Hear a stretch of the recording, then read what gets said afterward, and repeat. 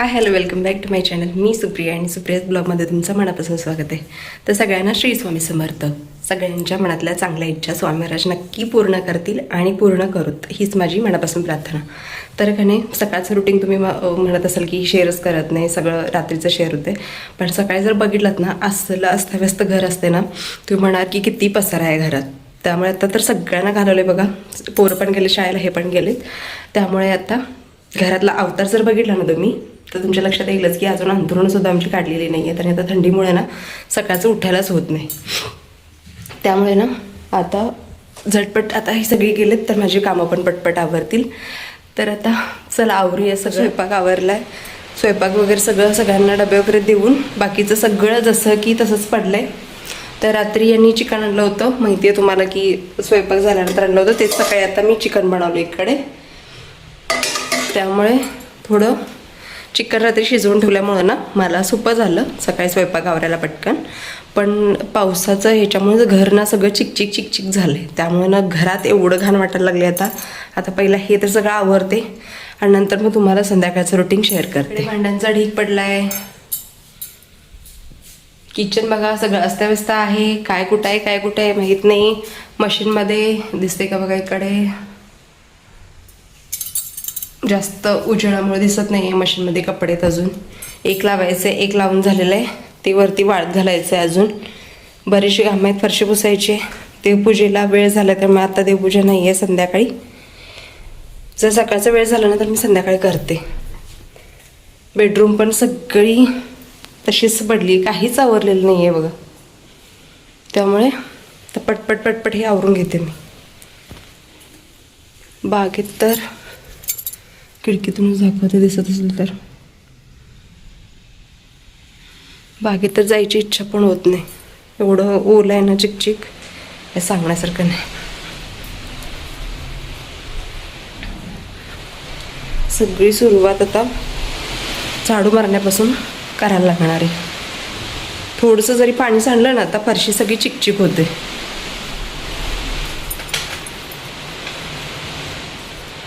तर मगाशी म्हटलं तसं ना की घरासारखं चिकचिक व्हायला लागलं. याचं कारण म्हणजे काय माहिती की पलीकडे ना आमच्या घराच्या ओपन होतं सगळं, भिंतीला म्हणजे असं काय आड नव्हता. त्यामुळे ना थोडं त्याला गिलाव वगैरे झालंय सगळ्या भिंतीला. पण तरी पण ना जास्तचा एकसारखा कंटिन्यू पाऊस झाला ना की थोडंसं बेडरूमच्या भिंतीमधून आता पाणी येते. त्यामुळे काय झालं की जरा म्हणजे थोडं जरी आलं ना तर फरशी माहिती आहे तुम्हाला कशी ओली होते. तर तिकडे ना त्याच्यामुळेच ना घर सगळं सारखं चिकचिक होत होतं म्हणून. आणि इकडे बघा बबली आमची आली मागून फिरून. बबली आणि मॅगीसाठी आम्ही आता पाठीमागेच ना जागा केली आहे. त्यांना पार्किंगमध्ये बसायची सोय केली होती, पण ती काय तिकडे बसतच नाहीत. त्यामुळे ती मागेच बागेमध्ये थोडंसं कोपरा आहे, तिथं त्यांची बसण्याची व्यवस्था केली आहे. पण ते फिरून ना कट्ट्यावरून उडी मारून असे बाहेर येतात बघा तिकडे. आणि इकडे बघा मी गॅस स्वच्छ करत होते आणि अचानक तिथं गॅसच्या खाली ना मला छोटंसं पालीचं पिल्लू दिसलं. एवढी घाबरले ना जाम.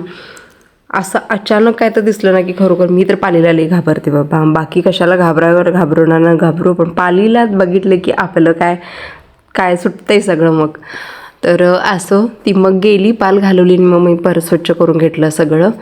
इतकं घाण झालं होतं खरंच सांगते घर. आणि बरेच दिवस झाला तर मी किचन ओटा वगैरे सगळं क्लीन केलं नव्हतं. त्यामुळे ते आता म्हटलं पालीचं निमित्त, त्यामुळे भांडे वगैरे आवरून घेऊया. आणि अचानकच मग डोक्यात आलं की बाबा आपण आता सगळंच आवरायला घेऊया. तर इकडे डबे वगैरे सगळे आता फराळाचे रिकामे झाले होते. आपण बेंद्राला जे करंजा चकल्या वगैरे बनवलं होतं ना, ते सगळं संपलं होतं.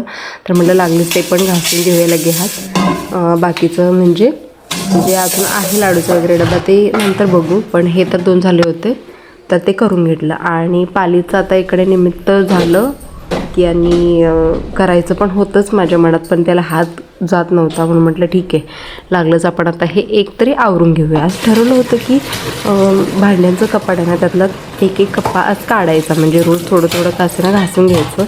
पण ते रोज म्हणते मी रोज राहून जात होतं. पण आता नाही, म्हटलं आज हे करून घ्यायचंच. त्यामुळे किचनवरचे सगळ्या ज्या बरण्या वगैरे आहेत ना, त्या सगळ्या काढून घेतल्या. आणि मशीनसाठी मी लिक्विड आणलं होतं, तेच घेतलं. आणि आता इकडे तर वरती चढून इतका धोका पत्करणं माझ्यासाठी तर काय हे म्हणजे नकोच म्हटलं ते वरती चढायला.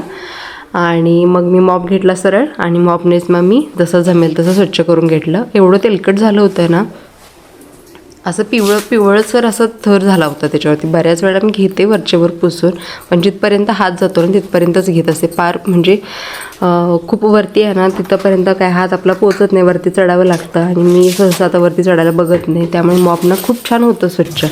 तर तेच मी आणि मला बदलायचं आहे, मॉप खराब होत आला आहे, आणायचं आहे. आता उद्या मी जाणार आहे बेडशीटवरती, त्यावेळेला घेऊन येईल असा विचार आहे.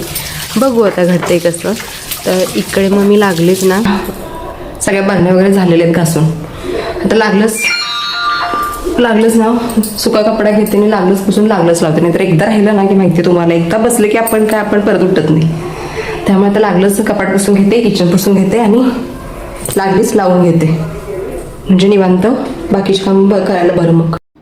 तर हां, मग अशी म्हटलं तसं ना, व्हेंटिलेशन कितीही जरी असलं ना तरी पावसाळ्यात ना आपलं जे फोडणी वगैरे टाकतो ना ते चिटकूनच राहतं किचन कट्यावरती, कितीही तुम्ही हे करा. त्यामुळं ते लगेच उन्हाळ्यापेक्षा हवेनं ते निघून जातं. पण पावसाळ्यात हवा कशी घरात येत नाही जास्त, त्यामुळे दारं बंदच असतात आपली सहसा. त्यामुळे ते फोडणीचे वगैरे सगळं तसंच राहून जातं, त्यामुळे ते जास्तच घाण होतं किचन. त्यामुळे म्हटलं आता नाही. आणि बरेच दिवस झालं डीप क्लिनिंग झालं नव्हतं माझं किचन ओट्याचं आतून वगैरे, त्यामुळं ते पण करून घेतलं लागलंच.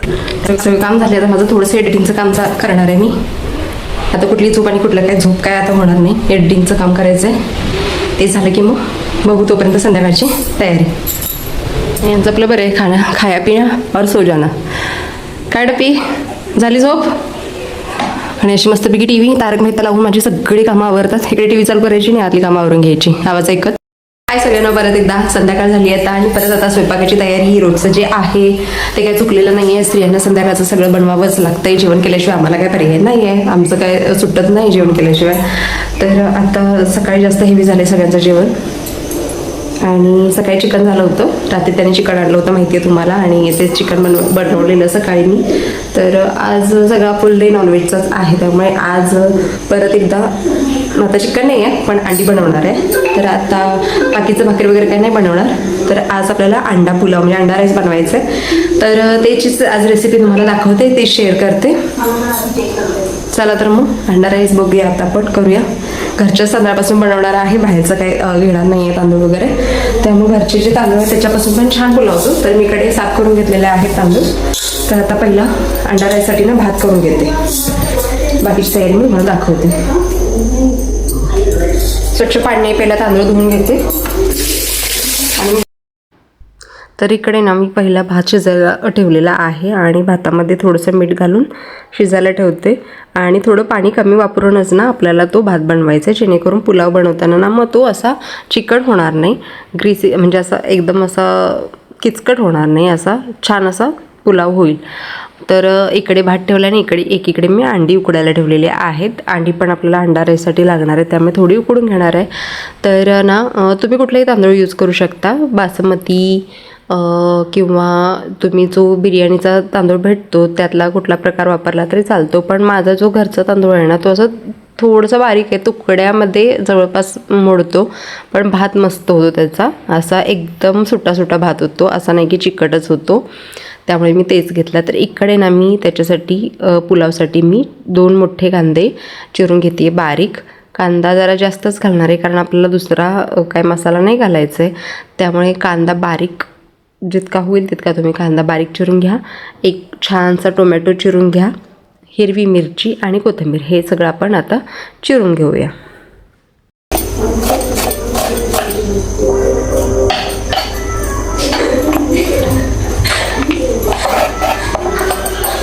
तर इकडे मी ना टोमॅटो चिरल्यानंतर धुते आहे, कारण त्यातले बिया मला नको होते आणि बिया शक्यतो काढूनच टाका, चांगल्या नाही असतात त्यामुळे बिया काढून टाकते. आणि इकडे तोपर्यंत आपला भात शिजला होता, कमी पाणी घातल्यामुळे तो चांगला असा सुट्टा झाला होता. त्यामुळे आता तो थंड करायला आपण ठेवून देऊया आणि मग आपण फोडणी घालायला घेऊया. तर खूप जास्त भात होता त्यामुळे ना जास्त आपल्याला तो छोट्या कढईमध्ये परतवायला येणार नाही, त्यामुळे मी मोठी कढई घेतली होती. माझ्याकडे लोखंडी कढई आहे ऑलरेडी, त्याच्यामध्येच मी परतवणार होते.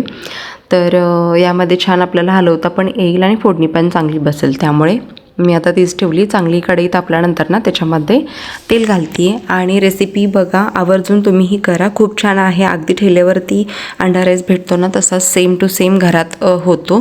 त्यामुळे तुम्ही घरी नक्की ट्राय करून बघा. झटपट होते. जशी चिकन बिर्याणी आपण वेगळ्या पद्धतीने बनवतो त्याला वेळ लागतो, पण अंडा बिर्याणी म्हणू शकता किंवा अंडा राईस म्हणू शकता, ह्याला खूप जास्त वेळ लागत नाही. एकदा का आपला राईस शिजला ना छानसा की हा पुलाव नक्की छान मस्त होतो. तर इकडे मी ना तेलाच्या फोडणीमध्ये जिरं टाकलेलं आहे. फक्त जिरं, ओन्ली जिरं घातलेलं आहे, मोहरी नाही घातलेली. आणि हिरवी मिरची फोडणीला टाकलेली आहे आणि आपला बारीक चिरलेला सगळा कांदा घातलेला आहे. आता ते आपण चांगला छान असा लालसर होईपर्यंत भाजून घेऊया. चांगला कांदा भाजला तरच रेसिपी छान होईल. अर्धवट कांदा कच्चा राहिल्यानंतर तो गोड लागतो आणि मग पुलावसुद्धा आपला गोड लागेल.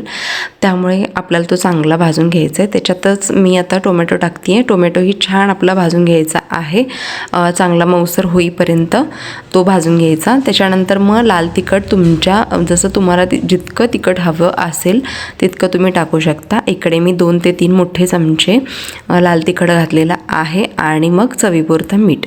हे मिश्रण एकत्र करून ना चांगलं एकजीव करून हलवायचं. चांगलं मसाला सगळ्या कांद्याला टोमॅटोला लागला पाहिजे इतपत चांगलं हलवून घ्यायचं ते. आणि त्याच्यानंतर मग मी जी म्हणजे कच्ची अंडी ठेवलेत ना ती ह्याच्यामध्ये फोडून घ्यायची. इकडे मी थोडीशी कोथिंबीर घातलेली आहे आणि 5 अंडी मी उकडायला ठेवलेली आणि 5 अंडी मी कच्ची ठेवलेली आहेत पुलावसाठी. तर इकडे मी ती 5 अंडी अशी फोडून घेते याच्यामध्येच. छान असं फोडून घेताना म्हणजे सांभाळून फोडा, जेणेकरून चुकून म्हणजे जे अंड्याचं साल आहे, कवच आहे ते चुकून त्या गडबडीत त्याच्यामध्ये पडून जाईल. तर ती काळजी फोडताना घ्या. तर इकडे आपण बुर्जी बनवतो ना त्याच प्रकारे आपल्याला हे हलवत राहायचं आहे आणि एक प्रकारे बुर्जीच बनवायची आहे इकडे. तर चांगलं हलवल्यानंतर अंडं पण कच्चं राहत नाही, त्यामुळे एकसारखं सतत हलवत राहायचं, जेणेकरून अंड्याचा चांगला भाग सुट्टा होईल आणि ते पण असं सुट्टं दिसायला लागेल इतपत ते चांगलं हलवून घ्यायचं. अंडं कच्चं राहिलं ना तर पोट बिघडू शकतं, त्यामुळं चांगलं ते परतवेपर्यंत चांगलं एकसारखं हलवत राहायचं. आणि इकडे थोडंसं कॅमेरा माझा बंद झाला होता, त्यामुळे भात घालताना कॅमेरा ऑफ झाला होता. तर इकडे मी फक्त पातेल्यातला भात ह्याच्यामध्ये घातलेला आहे आणि मिक्स करते आहे. याच्या व्यतिरिक्त मी काही केलेलं नाही आहे. तर याच्यामध्ये ना आता तो माझा शिजवलेला भात होता तो सगळा मी त्याच्यामध्ये घालून चांगला मिक्स केलेला आहे. आणि तुमच्याकडे गरम मसाला असेल तर गरम मसाला घालू शकता. इकडे मॅड नव्हता त्यामुळे मी मॅगी मसाला ॲड केलेला आहे आणि थोडासा आहे म्हणून चिली सॉस घालते आहे. ऑलरेडी आपण मिरची घातलेलीच आहे, तर असेल तर यूज करा, नसेल तर काही प्रॉब्लेम नाही. तर थोडंसं सोया सॉस, चिली सॉस आणि थोडंसं मॅगी मसाला इतपतच मी बाहेरचा मसाला यूज केलेला आहे. हे ऑप्शनल आहे, तुमच्या म्हणजे असेल तर यूज करू शकता, नसेल तर असाही भात खायला खूपच छान लागतो. फक्त तुम्ही लिंबू पिळला की बस खूपच छान लागतो, सुंदर होतो. तर मस्त इकडे हलवून बघा, मस्त असा राईस तयार झालेला आहे. याच्यामध्ये खूप म्हणजे अंडं फेटलेलं आहे, जी बुर्जीचा प्रकार आहे तो खूप आहे. तुम्हाला ते कॅमेऱ्यामध्ये नीट दिसत नाही आहे. तर इकडे उकडलेले अंडे आहेत, ती मी अशी अर्धवट कट करून ते आता आपल्याला फ्राय करायचे आहेत. तर राईसचा कलर जर म्हटलं तर आपल्याला ठेल्यावरचा जो भेटतो ना त्याच्यामध्ये ॲडिशनल कलर वरून घातलेला असतो आणि आपल्याला घरी बनवायचं आहे, त्यामुळे कुठल्याही प्रकारचा कलर वगैरे यूज करायचा नाही आहे. हेल्दी खायचं आहे त्यामुळे आपल्याला कलर नाही यूज करायचा. त्यामुळे थोडंसं कलरमध्ये तुम्हाला वाटत असेल की तो एकदम लाल भडक जसं मंचुरियन वगैरे भेटतात एकदम लाल भडक, तर त्याच्यामध्ये कलर यूज असतो, आपल्याला कलर यूज करायचा नाही आहे. तर इकडे मी सगळे अर्धे काप करून घेते आहे अंड्याचे छान असे, कारण आपल्याला ते बिर्याणीमध्ये पुलावमध्ये यूज करायचे आहेत. तर इकडे मी आता कढई ठेवलेली आहे आणि त्याच्यामध्ये तेल तापत ठेवते आणि तेल चांगलं तापलं ना की त्याच्यामध्ये आपल्याला चटणी टाकायची आहे, जे आपलं लाल तिखट घरचं आहे ते, आणि थोडंसं मीठ, आणि गॅस बंद लगेच करायचा आहे. म्हणजे ती चटणी लगेच हलवून गॅस बंद करायचा आहे. जर तुम्ही फ्राय करेपर्यंत गॅस ऑन ठेवला तर ती चटणी जळू शकते आणि मग त्या अंड्यांचा फ्लेवर सगळा कडू लागू शकतो. त्यामुळे लगेचच गॅस बंद करायचा आहे. फक्त कढई आणि तेल चांगलं गरम झालं की बस कढई बंद करायची, गॅस बंद करायचा आणि त्याच्यामध्ये फ्राय. तर इकडे बघा तेल तापलेलं आहे आणि मी इकडे मोठा 1 चमचा लाल तिखट घातलेला आहे आणि थोडंसं चवीपुरतं मीठ घालून चांगलं एकसारखं हे हलवून घ्यायचं आहे. लगेचच आपल्याला याच्यामध्ये आता गॅस बंद मी केलेला आहे आणि लगेचच ना याच्यामध्ये आपल्याला ती जी अर्धवट काप केलेली अंडी आहेत ती याच्यामध्ये घालून घ्यायची आणि ती फ्राय करायची, चांगले हलवायचे. गॅस बंद करूनच हे करायचं आहे, नाहीतर मग आपली ती लाल तिखट आहे ती जळू शकते. त्यामुळे इकडे गॅस ऑफ केलेला आहे आणि आता हे फ्राय करून घेऊया आपण.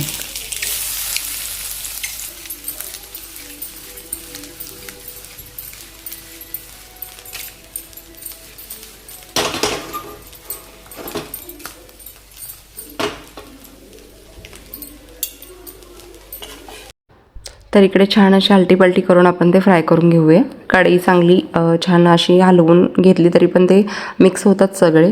तर असे मी आता वरती खालून झालेले आहेत. आता वरून पण आपण त्याला मसाला लागू दे म्हणून ते वरून आलटीपलटी करते आहे इकडे. तर थोडंसं मीठ टाकलेलं आहे चवीपुरतं आणि आपल्याला हे आता पुलावमध्ये घालायचे आहेत. तर इकडे रेडी आहे आपला आता पुलाव. याच्यामध्ये आपण ते गार्निशिंग करूया. तर इकडे बघा मस्त असा आपला पुलाव रेडी झालेला आहे. अंडी फ्राय झाल्यामुळे खूपच छान दिसत आहेत आणि खायला खरं सांगते खूप टेस्टी लागतो हा राईस. त्यामुळे घरी नक्की ट्राय करून बघा. आणि हो, घरच्या घरीच रेसिपी बनवा, मस्त खा आणि स्वस्त राहा. तर चला मग व्हिडिओचा एंड इथंच करते. चला तर मग उद्या भेटू नवीन एका अशा ब्लॉगमध्ये. तोपर्यंत बाय.